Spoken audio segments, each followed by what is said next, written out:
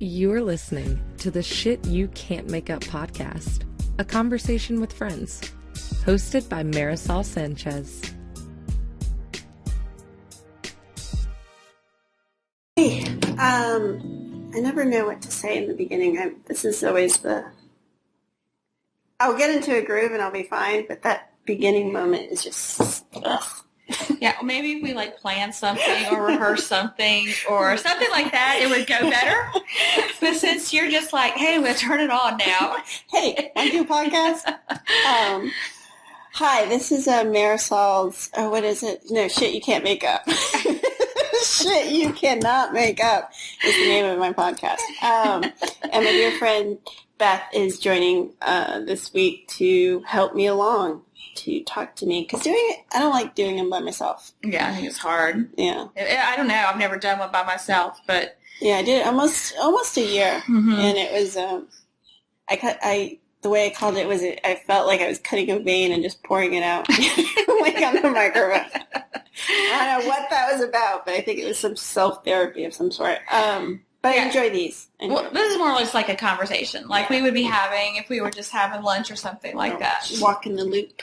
Yeah, or walk in the loop. That's why I wanted to do a podcast, because I think we have good conversations. Yeah, well, we discuss a lot of things, that's for sure. And we'll meet up, and we see each other fairly regularly. Yeah. But we'll meet up and have a conversation for 45 minutes to an hour and not even touch on, what we were supposed to talk about. Goes off. Well, I know, and we always have a lot of conversations, and they were like, "Oh, we should have saved that for the podcast," and no, it's just too late because you can't recreate it. Speaking of the loop, I was walking the loop this Saturday with my daughter Heather, and I won't say her last name, but our mutual friend Catherine was walking the loop with one of her friends, and she's like, "Are you and Beth still doing that podcast? I love that." So we got a little public. Oh, wow. And anytime that happens when my daughter's around, she's just a little bit proud, mostly mortified. Yeah. Well, yay to Catherine and the 3 other people that are listening to her podcast. This is dedicated to you. Thank you. Well, hey, I heard something crazy. I heard that you're giving up television for Lent. I know. That's insane. That is insane. Yes. I just, that was my recent blog post. But I made the decision probably, what's today? Today's Thursday? Lent was Ash Wednesday, so probably Sunday this week. Yeah. I've been thinking about it for a while, actually. At least for a while I was aware that I was watching way too much TV. Basically, my days were filled with doing the stuff I needed to do as a mom. And which February was an incredibly busy month because all 3 of my kids have birthdays. And my daughter had the February birthday month, yeah. Yeah, she had a big birthday, a Quinceanera. So I was very busy. But when I wasn't busy, I was watching TV. I wasn't really going out, socializing. And I was marathon watching stuff, just one thing after another and I started to think about it, and I was going back to Christmas when I started Grey's Anatomy. Yeah. Yeah. Yeah, but Grey's Anatomy has 14 seasons. And I watched them all. You watched them all? Really? Yes. Yes. I get really overwhelmed by shows that have multiple, more than 3 seasons, and then I'll just never be able to. I get super obsessed. I've got to finish it. Yeah. And I'm the same way with podcasts. I listen to this one podcast, Dave Ramsey, and he puts out 40-minute podcasts a day. And if so, you miss a few days. I'm like, oh my gosh, I've got to catch all. I've got to catch all the way up. I can't just delete them. That would be cheating. I know, it's self-imposed. I'm not the same way as far as I can marathon watch it. And in fact, if it's a long, series and has many and it's good, it's woohoo! I found something. Yeah, I have my new boyfriend for the next, 3 weeks. So, but anyway, I was watching a lot. I knew I was watching a lot. I haven't been reading, and I've always loved to read. Yeah. And I haven't been writing as much as I need to or want to be writing. So, read the blog for more information. But basically, I was just I haven't practiced Catholicism in almost 30 5 years, maybe. I'm not doing the math right, maybe more.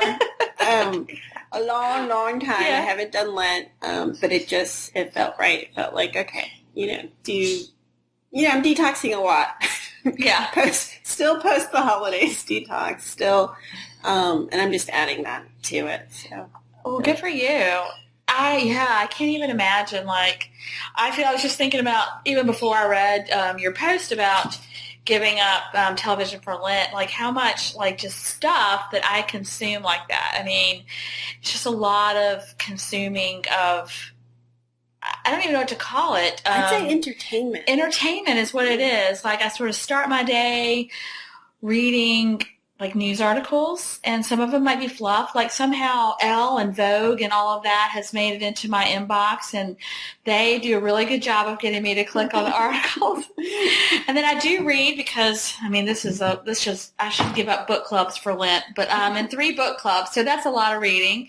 And I watch TV, and then every minute I'm in my car, I'm listening to a podcast. So it's just like a lot of stuff comes in every day. So in the blog post I wrote, I feel like it's a renaissance of just there's just so much, I don't know what to call it, but it's more content. It's so much. And good. Like, creative people, I guess because I'm making this up, it's, but I just feel like because the internet has just opened up people, allowing them to be creative, like, not just for pay.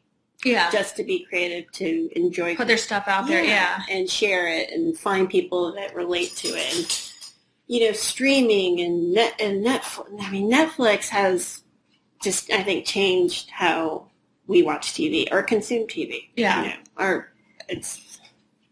love it. I love watching on my schedule, not on the network schedule, week to week. Like, I have a few shows at least I was doing week to week. Like, have you seen This Is Us on NBC? No, I want to add it in. I've heard such amazing things about it from every single person, but no, I haven't. That one was a week to week, and Nashville. Yes, I haven't seen Nashville in the last couple of seasons. I started out hard watching Nashville. It kind of dipped a little bit for me. Yeah, it got a little soap opera-ish for me. Yes. And then so I sort of, there was too much else. Go back. Go back and finish it, because I will tell you, the last episode I just saw, I ugly cried for 30 minutes, which doesn't sound appealing, but it was just beautifully. I don't find anything else to cry about. No, it was a beautifully written, acted. It was a surprise. A twist. Yeah. And it was. I jumped on Facebook. I'm like, I didn't watch it when it came out, so I watched it a few days afterwards. And I'm like, has anyone seen this episode? Because I just wanted to relate to someone, because it was such strong emotion. But yeah, there's just so much podcast. I told you, we text each other all the time. Listen to this podcast. Listen to this podcast. I know, there's just so much. I'm obsessed with the Richard Simmons one. I know, it's Finding Richard, I think, is what's it called? I think that's what it's called. And, we're at the beginning. So, like, I'm putting out one episode a week, and they just did episode 3 this Missing Richard Simmons. Yeah. And, I'm doing one, I think a lot of people read this book, Little Big Lies. Big Little Lies. Big Little Lies. That's an amazing one. Did you correct me on the title? Little Big Lies? Okay, I can't remember. But this now an HBO series, and it's coming out, on Sunday nights. And so we watched it. I have it DVR'd, and so we're like, let's watch another. There is no other. It hasn't come out. That's so weird. But that's a good one with, like, Nicole Kidman's in it. And Reese Witherspoon. And I'm looking forward to that one. Yeah, Shailene Woodward. She was in, like, the Divergent series, I think. Oh, gosh, I hope I'm not messing that up. But, it's interesting. There's just so much. And so not watching TV is going to be, and I was a little sad. I was a little nervous. But then I'm also kind of excited, because I'm going to have the best Easter ever. I'm like, you're going to have to catch up on all of that. I'm like, children, I'll see you in 3 weeks, Yeah. But yeah, so I'm looking forward to that. But it's been only one day. I'm only on day one of it, and it's already been better. I was productive last night. I wrote for a few hours, which was nice. Wow, that's really good. Yeah. And this morning, I was telling you before the podcast, I got up at 6, and I didn't have my kids. It's so I didn't have to get up, like, to take them to school or anything. Yeah, that's nuts. Crazy. Yeah, I can't even imagine how much time you're going to have. I mean, I guess I don't really watch much TV unless at night. And just it's night. I don't really watch it during the day. Hardly ever. Sometimes if I fall asleep during a show, like my husband and I will generally watch shows together, and if I fall asleep during a show and like miss the last 20 minutes, I might turn it on like to catch up so that we can resume again. But there is a lot. We watched some like Man in the High Castle. Have you heard of that? And some others on like Amazon. That. Yeah, on Amazon. I saw I think I saw the first season, or I don't know if I finished it. I don't remember the ending if I did, but yeah, an alternate world. Yeah, where the Germany wins Japan. World War II. Yeah. Well, anyway, we watched a couple of more intense, like serious stuff, and so I like to watch a lot of food television. So I went online and just like researched, like television for foodies, and I have like this list that's like 30 things long that are on Netflix, and like so now I make my husband watch like a food show in between, and we just watched a documentary about juicing called like Sick, Fat, and Nearly Dead. I think I saw that. It was really, really good, but like there's like that, just to speak to your point, there's like, there's so much out there to watch just to take in, so you could just never get to the end of it. So yeah. So Quinceanera, how was that?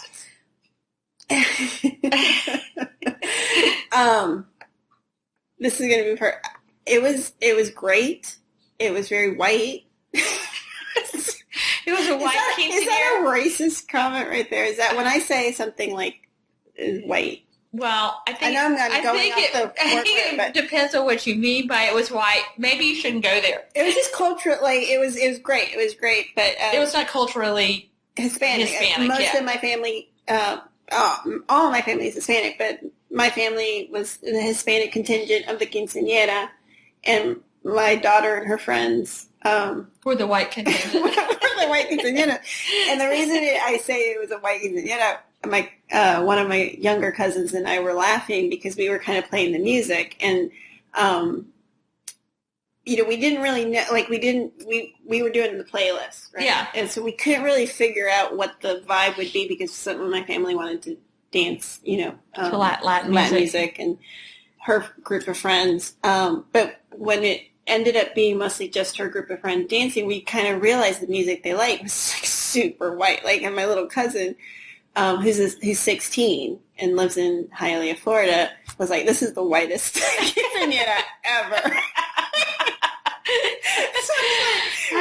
So that's we were laughing, but that's my daughter and I are going to do a podcast I think this week, and that's kind of the So, like, have you been to a quinceanera of like somebody that's your daughter's age recently? Yeah, my cousin, my same cousin last year. Okay, so what was the difference? Like, what was the white? What made it so white? I would just say the musical choices. The music, because what she liked? She liked some hip hop and no, like pop music. I'm talking like YMCA. Justin Bieber. No, that would have been a little bit more. It was like it would be the music that we would be dancing to. Like if we were at a beach house, relaxing. Like, what? But it was also like it was. I think we did a pretty good job DJing because they were. I mean, there was one boy who was doing the worm on the floor. Nice. So, but it was like I don't know, music from the 90s. Yeah. I would say like a house party when I grew up minus the Spanish music. Yeah. That's so interesting that that would be their music. And then they broke out. There was one point because they started doing requests, and there was a little like Hamilton interlude that I thought was surprising. Nice. But they were all rapping. They all were rapping. So that was good. And then we had the salsa and bachata is what it's called. Not as much. So it was the whitest quinceanera, but it was beautiful. My daughter looked beautiful. She had a beautiful dress. She did the first dance with her dad, which was very sweet. Then he handed her off to her date. It was very, we had a little slideshow, and it was I think for me, my favorite part was my family coming in. Yeah. The running, not the running joke, it's not even funny. When I got married, I invited all my extended family. They didn't come. None of them came to the wedding. And there's a lot of reasons they didn't come. Mainly because my mom, would tell my cousins that I was conceited. And I'm not emotional. I have like allergies, I swear. No, you're not emotional. You're good. But anyway, I'll try to condense it. Your mom was sabotaging you in your wedding. Birth. Yeah. Since birth. Since birth.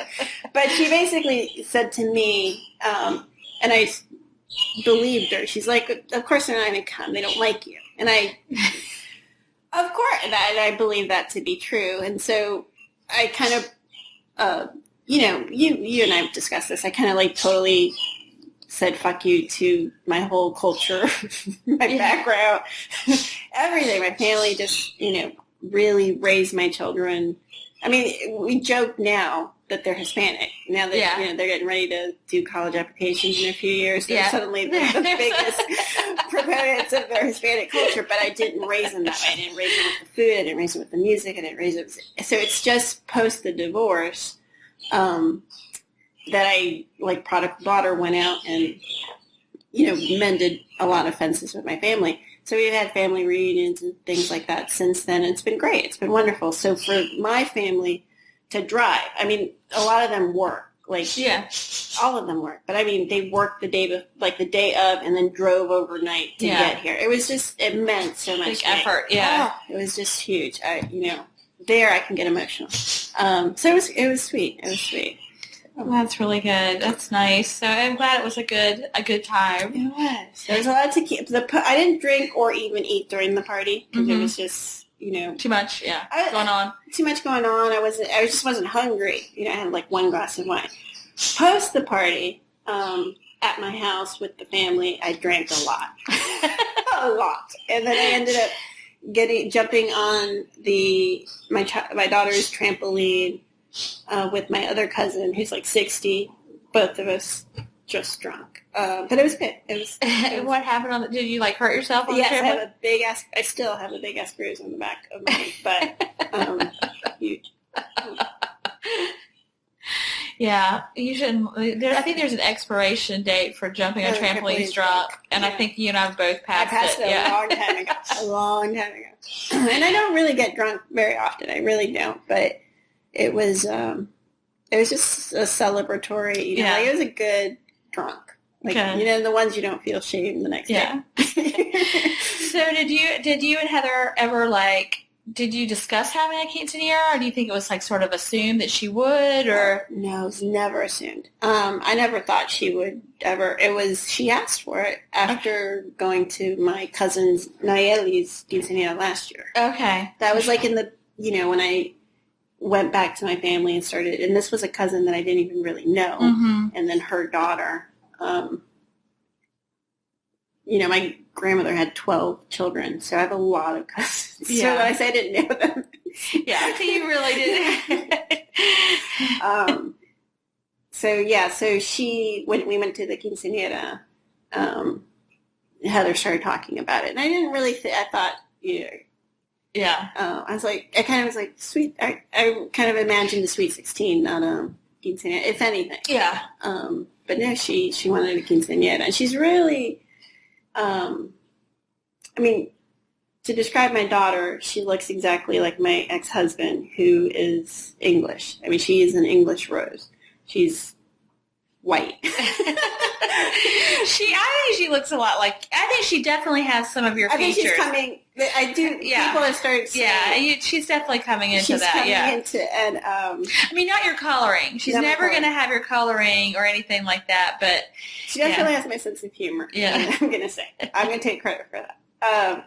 But she, I think of my 3 children, has embraced, my Hispanic culture the most. And the conversation I want to have with her is really, I know what it feels like to be first generation American. 1 foot in the white culture, 1 foot in the Hispanic culture. It's really interesting to me for her to be a second generation. Yeah. And she doesn't even, to her, she feels, as American as any, right, yeah. But it would be interesting because she's kind of, I see her doing that. Like, she listens to Spanish. Mind you, she doesn't speak Spanish. I didn't teach my children Spanish. 2 of them have a hard time in Spanish class. So it's just an interesting, it's interesting to see all of us, kind of coming back to my heritage. Yeah, because I'm sure, I shouldn't assume, but I'm guessing that this is probably the first quinceanera that her friends have gone to, or maybe even heard of. I don't know. They've been talking about it forever. My daughter has been. She had an invitation list, at the beginning of the school year, and her birthday's in February. I'm like, Heather, you're a freshman in high school. The chances that you're still going to be friends with these people from 8th grade are just hold the roll.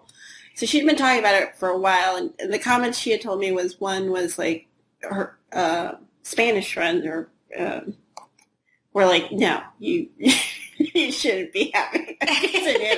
And so there was a conversation. You're too white? Yeah, no, you're not, Hispanic. They don't believe, her name's Heather Higgins. I mean, she's literally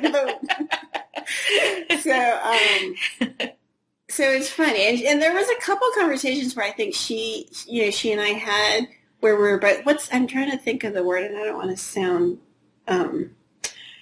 appropriate. Is that the word? When people, like Miley Cyrus, or not Miley Cyrus, Taylor Swift got accused of it when she made that video that had black dance moves in it. What's the? I don't know. You know what I'm talking about? No, I usually know it. I have the word, okay. But no.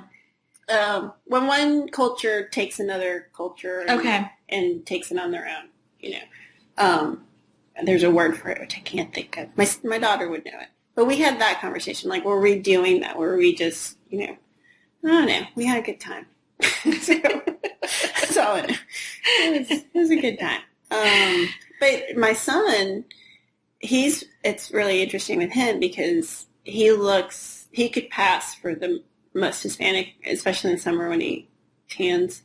Of your 3 children? Of my 3 children. And he doesn't, I don't think he rejects it at all, but I don't think he identifies with it as much as my daughters like the dancing. They like the culture part of part of it. He's not so much a fan of it. What he is a fan of is the older generation culturally, which is serve every man.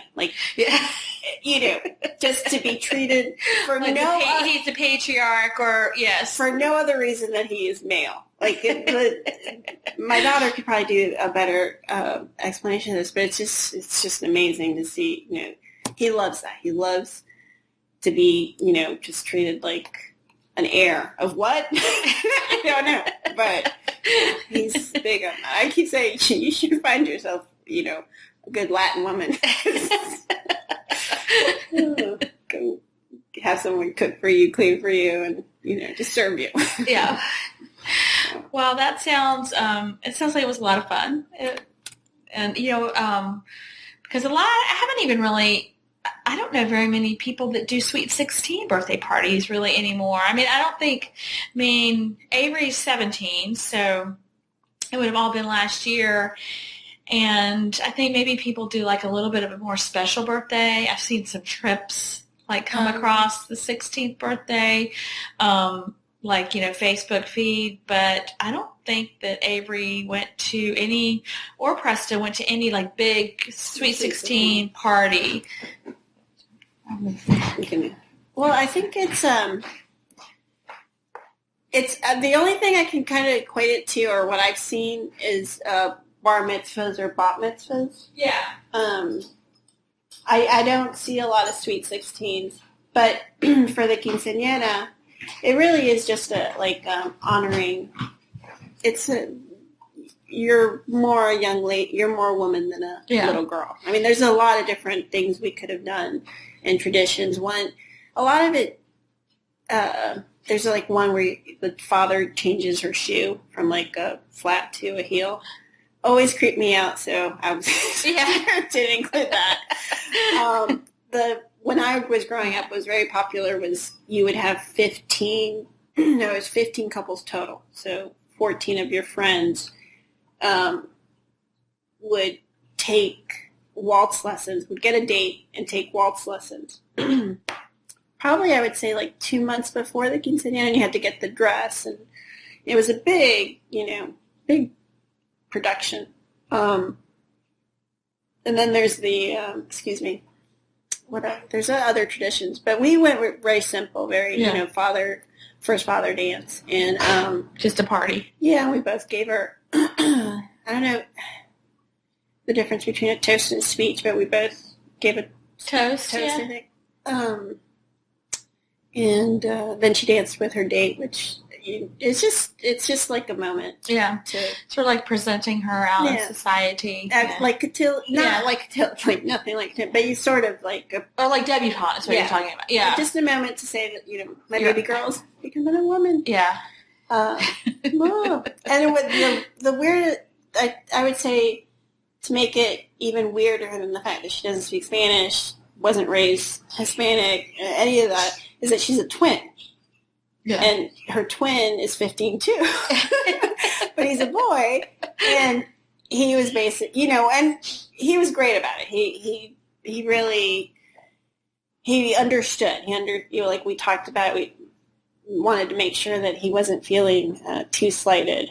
But that was interesting because it's like all this attention. You're both born on the same day. Yeah. Well, and do they have a lot of crossover friends? So they were mostly Heather's friends. They were mostly Heather's friends. No, but he's friends with some of them. He had a good time. We all had a good time. Okay. We were all dancing, and I think I twerked, and one of my children ran from the dance floor. Oh my gosh! Are you kidding? No. I did it mainly to embarrass them, not. That's part of my dancing routine. I don't actually twerk. But. Yeah, everybody's 15th birthday party, they want to see their parents twerking on the dance floor. Well, I fell at my cousin's 15th last year, and I wasn't drunk or anything. I was wearing like ridiculously high heels, and I went to reach out and fell right on my ass. Like, that story gets told all the time. But then Heather fell at her own quinceañera like twice. So I'm like, she can't keep telling people I fell. So. And we're hoping she wasn't drunk. She wasn't drunk, but they were just dancing a lot. So it was good. I miss dancing. I miss, there's not a lot of opportunities in our social world to dance. Mm-mm. And I'm not going to stay out late to do it or go somewhere. You're not going to make any effort to do it, so unless you're just dancing around in your own house by yourself. Which I do usually on cleaning days, if I'm not listening to a podcast. But yeah, I miss that. But even at house parties or something like that, the dancing, it's just not something we do anymore, I don't feel. I would say we kind of did it maybe in our earlier or 30s maybe. Yeah. I remember one or two parties where people were, but now it's like you have to go downtown and you have to start at 11, and I'm like, no. Well, the funny thing is you go downtown and like you're old, and so you get there and it's like 10 o'clock and they're starting up and it's like nobody, just you. Yeah. But the great thing is like you can get them to play any music you want. Like you can request anything you want and until the real people come in about like midnight or 12:30, and then they're going to switch to their music. So I think it was like when a lot of people were turning 40. That's the last of the dancing. that I remember, which just sounds That was a while back. well, not for me. I'm just 43. All my friends are older. I keep saying that. Yeah. So, well, I wish you good luck on your TV Lent, your TV give up. TV free. Yeah. So you should probably see more writing from me. Yeah. If you don't, I would be concerned. So I'll be posting more blogs and doing this, I think, more regularly. So that's my goal. And you can find us at www.shityoucan'tmakeup.com. This will be on iTunes. And the website, and my blog's on the Shit You Can't Make Up You, just the letter. Just the letter. Just the letter. And then Marisol's blog and podcast on Facebook. Soon to be changed. I sent Facebook at 11 o'clock. I'm going back to Shit You Can't Make Up.com. The inside joke there is I've changed the name a dozen times. Because shit is hard to advertise on social media. But I'm past the point. I'm like... You're just going with it. I'm just going with it because the people that read it and find it interesting are just going to find it. It's, but I sent Facebook a message yesterday. I'm like, you shouldn't have arbitrary rules like that. But yeah, so shityoucan'tmakeup.com. And there's a new logo coming up. And... you should see more activity on all of this, all these fronts. But follow us on Instagram. I'm. Do you know your handle? Well, I'm Beth_Lynn. I think I've got like 9 posts. Yeah. Most of them revolve around cooking. The last one was you holding apple cider vinegar saying detox. I was on an apple cider detox. I did it once, so forgot to do it yesterday. So I'll do it today. Yeah, I was detoxing from my own big quinceanera weekend.